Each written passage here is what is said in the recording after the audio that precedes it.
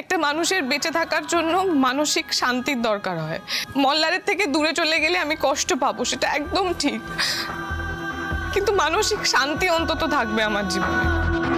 পিলু, রঞ্জাকে বলে দাও আমি ওকে কোনো সাফাই দিতে চাই না, ও যা ইচ্ছেও করতে পারে।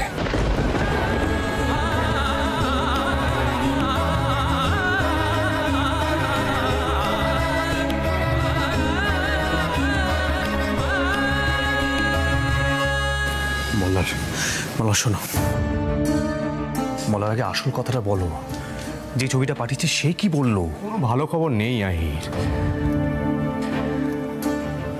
দেশাই মানে যে ছবিটা ক্লিক করেছিল, ওর সাথে বিন্দির হঠাৎই দেখা হয়েছিল, ওরা দুজন ছবি তুলছিল, ও ক্লিক করে দেয়। আর বিন্দি ওই মহাদেব রায়ের ব্যাপারে দেশাইকে কিছুই বলেনি। দেশাই ভেবেছিল হয়তো ওদের বিয়ে হয়ে গেছে। সবকিছু পুরোটা না ঝাপসা আহির।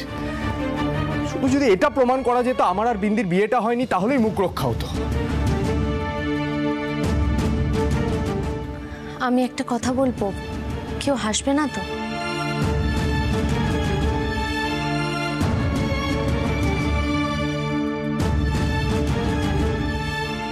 হাসির মতো অবস্থায় নেই পিলু, বলো কি উপায় আছে? দেখো মল্লারদা, আমরা যেখানে এসেছি সেখানে বাবা ভোলানাথ খুব জাগ্রত। চলো না আমরা কোনো একটা থানে যাই। আমি বলছি আমরা কোনো না কোনো একটা পথ ঠিক পাবো। দেখোই না কিভাবে হঠাৎ মহাদেব রায়ের সঙ্গে দেখা হয়ে গেল, আমরা একটা সূত্রও পেলাম। বিন্দি যে অনেককে ফাঁদে ফেলেছে সেটাও তো বোঝাই যাচ্ছে।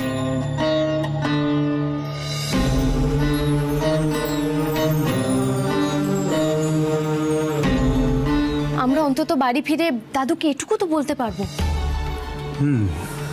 নিশ্চয়ই বলতে পারবো। মল্লার যাবে নাকি?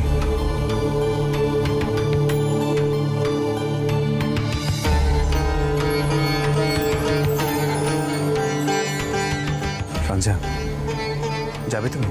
আমি আর পারছি না, সত্যি আমি আর পারছি না। এভাবে গোয়েন্দাগিরি করতে আমার ভালো লাগছে না, খুব খারাপ লাগছে।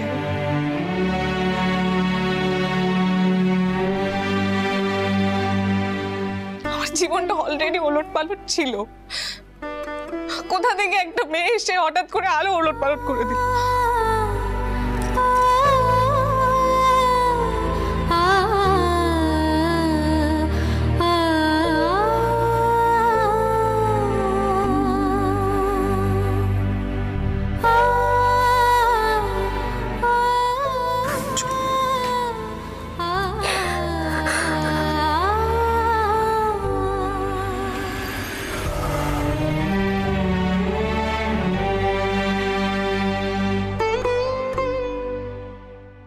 এভাবে কান্নাকাটি করলে আমার নিজের কিরকম অপরাধী লাগে সেটা একবারও ভাববে না? ভাববেই বা কেন? আমি তো তোমাকে কোনো মানসিক শান্তি দিতেই পারি। আমি না এভাবে কান্নাকাটি করার মেয়ে নই ঠিক, কিন্তু এই টানাপোড়েনটা আমি সত্যিই সহ্য করতে পারছি না।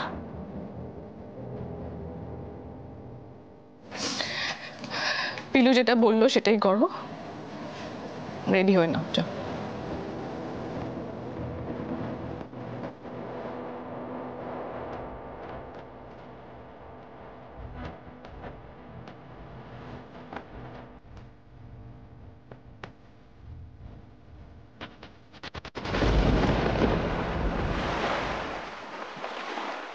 মল্লিকা, বিন্দি সেই থেকে ঘরে বন্ধ হয়ে আছে না? মানে বাথরুম যাওয়ার জন্য বের হচ্ছে না? কি যে বলি, আরে বাবা পিসি ঠাম্মাকে তো বলে রেখেছে না যে কেউ যেন ওর মুখ না দেখে, সেটাই তো বিপদ হয়ে গেছে। আইতা ফোন করেছিল, ওরা কিন্তু ওখানে কোনো সুরাহা করতে পারেনি। মানে যে যে সূত্র বেরিয়েছে তার থেকে কিন্তু প্রমাণ করা যাবে না যে মল্লার তার বিন্দির বিয়েটা মিথ্যে। আর তাছাড়া তো মানে বিন্দি যেরকম মেয়ে অনেককে অনেকভাবে ঠকিয়েছে, এইটুকু প্রমাণটা পাওয়া গেছে শুধু। সে কি রে, আইরের সঙ্গে যখন কথা হলো তখন তো বললো বিন্দির যে আগে বিয়ে হয়েছে এর প্রমাণ পেয়েছে। হ্যাঁ সোনি আন্টি, কিন্তু সেটা ঠিক প্রমাণ নয়। মানে বিন্দি আরেকজনের ছবি পাওয়া গেছে, আর ওরা ভেবেছিল যে সেই লোকটাই হচ্ছে বিন্দির বর, মানে বর বউ বেশে ছবিটা পেয়েছিল, কিন্তু সেটা ঠিক নয়। সে কি, তাহলে তো এবার বাবা বিন্দিকেই বউ বলে স্বীকার করে নেবেন? দিদি এসব কি সর্বনাশ হচ্ছে বলো তো? ওম নমঃ শিবায়, ওম নমঃ শিবায়, ওম নমঃ শিবায়, ওম নমঃ শিবায়, ওম নমঃ শিবায়, ওম নমঃ শিবায়, ওম নমঃ শিবায়, ওম নমঃ শিবায়, ওম নমঃ শিবায়, ওম নমঃ শিবায়। উফ, এই নাটকটা না আমি আর সহ্য করতে পারছি না। এই সতী সাবিত্রী পনাটা কি বন্ধ করা যায় না? কি এত জপ তপ করছে একটু বলবে তোমরা আমাকে? আচ্ছা ঠিক আছে, তুই চুপ কর, এখন ব্রত নিয়ে কথা বলিস না, এমনিতেই বিপদে রয়েছে। দিদি, ও দিদি কি হবে গো এবারে? রঙ্গন বল না, এখন কি উপায় করা যায়? মানে সোনি আন্টি, আমি বলছিলাম আমি কি একবার যাবো ওখানে, যদি ওদের কোনো সুবিধা হয়? সেটাই ভালো হবে, আপনি বরং ওখানেই যান। ওদিকে বৌদি আর দাদার যা মনের অবস্থা সে তো বোঝাই যাচ্ছে। ওদিকে পিলু আর দাদা ভাইও আছে, আপনি থাকলে ওদেরও একটু ভালো লাগবে, তাই না? এই মেয়েটা যে কোথা থেকে এসে জুটলো না কে জানে। মল্লিকা, তবুও তো নজরে নজরে আছে। চোখের ওপর যদি না থাকতো বাইরে কি কি কাণ্ড ঘটাতো ভেবে দেখেছিস? ভাবলেই গোটা কাঠ আমার শিউরে উঠছে। রঙ্গন, এক কাজ কর, তুই রওনা হ। দেখ না ওখানে গিয়ে যদি কিছু করতে পারিস। কি সাংঘাতিক কাণ্ড বলো তো, এরকম বিপত্তি যে ঘটতে পারে সেটা আমরা কেউ কোনোদিন ভেবেছিলাম? তো পাগল করে দিচ্ছে এই মেয়ে। আচ্ছা কোন শক্তিতে ও ব্রত নিল বলো তো? ওর কোনো ভয় নেই, ও তো জানে ও মিথ্যা কথা বলছে।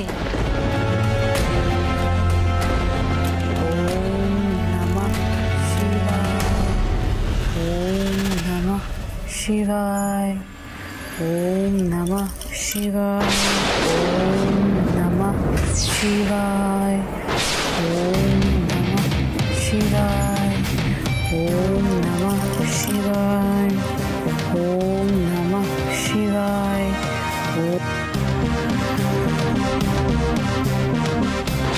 ওম নমঃ শিবায়, ওম নমঃ শিবায়, ওম নমঃ শিবায়, ওম নমঃ শিবায়।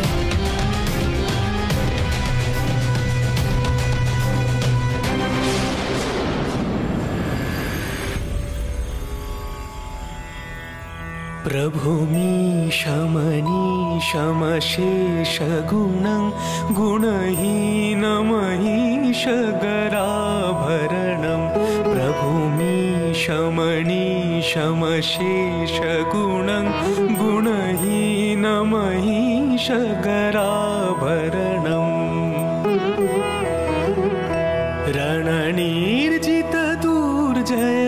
रणनीर्जितदुर्जयदैत्यपुरं प्रणमामि शिवं शिवकल्पतरुं प्रणमामि शिवं शिवकल्पतरुं प्रणमामि शिवं शिवकल्पतरुं प्रणमामि शिवं शिवकल्पतरुं।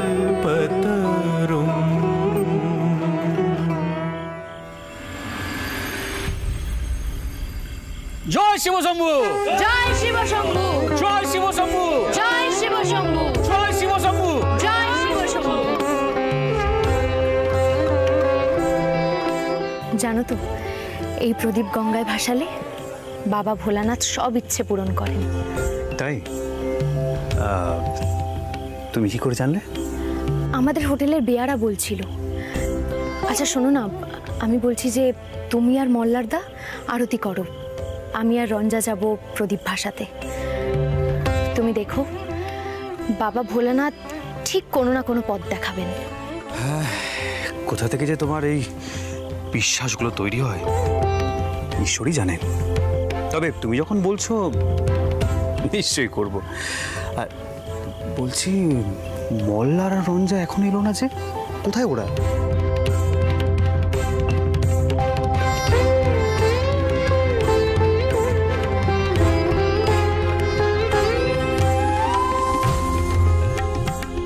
তোমার কি মনে হয় মল্লার, আমাদের বিয়েটা টিকবে? সেটা তোমার উপর নির্ভর করছে। আমি তো আগেই বলেছি, তুমি যদি বিনা দ্বিধায় আমাকে ভরসা করতে পারো, আমি তোমাকে নিয়ে বাড়ি ছেড়ে চলে যাবো।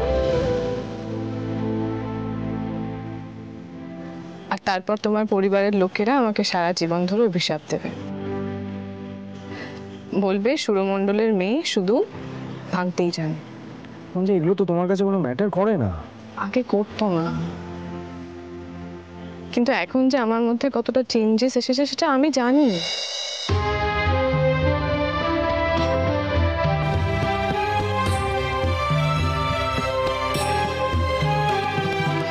আগে তো সব কথা ইগনোর করতাম, এখন কি পারি বলো?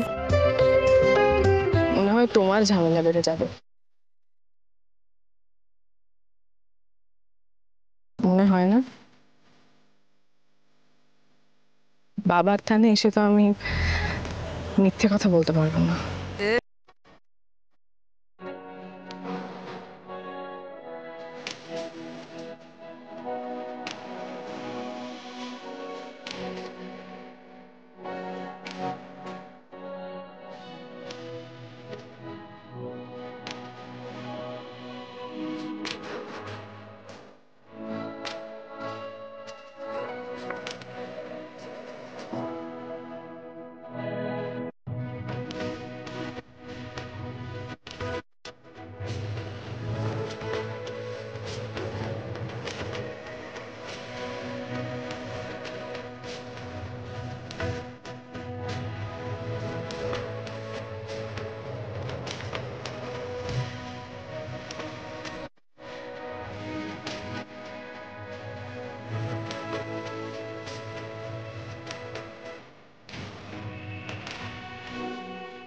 ব্যাস,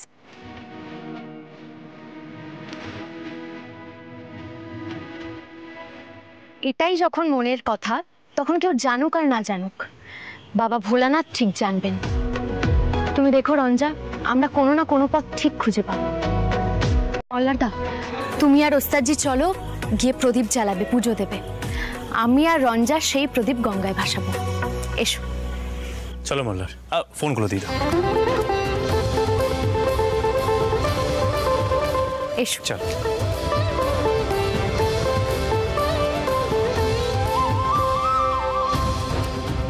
ঠাকুর মশাই, হ্যাঁ ওরা আরতি করবে। আচ্ছা।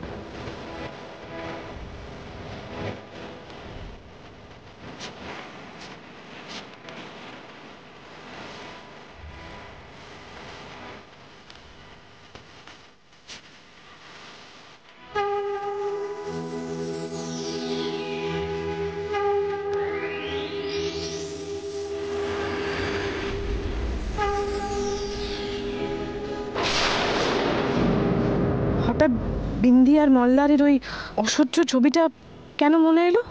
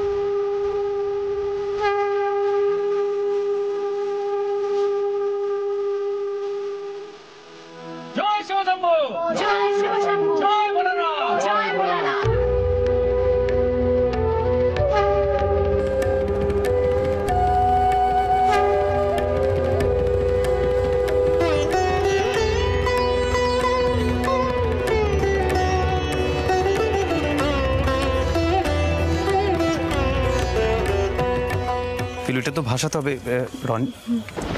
কি রঞ্জা কোথায় গেল? রঞ্জা, রঞ্জা! ও মা, জানি না তো, পাশেই তো ছিল। আমার মনে হয় নিশ্চয়ই আশেপাশে কোথাও গেছে, আমি গিয়ে দেখছি।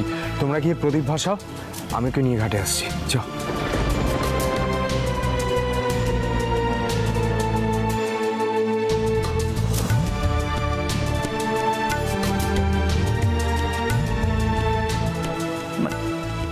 চলো, এসো।